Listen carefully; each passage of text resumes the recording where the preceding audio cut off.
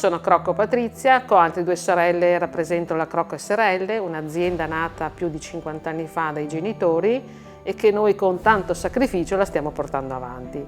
Produciamo tutti i profili in legno, poi nei vari anni abbiamo aggiunto altri prodotti merceologici che possono essere delle tende, materiali da esterno, pavimentazioni, sia da interno che da esterno, e tutto quello che riguarda che può essere realizzato in legno.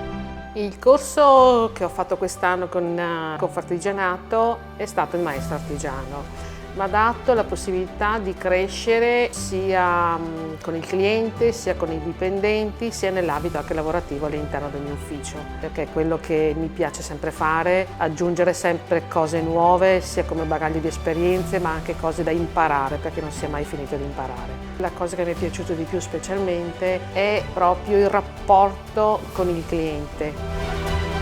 Il rapporto con il Confartigianato è un continuo trovare nuove opportunità sia nell'ambito lavorativo ma anche nell'ambito di servizi sempre più innovativi, e un confronto anche perché all'interno ho trovato delle persone molto valide con cui si può confrontarsi e avere sempre degli spunti nuovi e innovativi.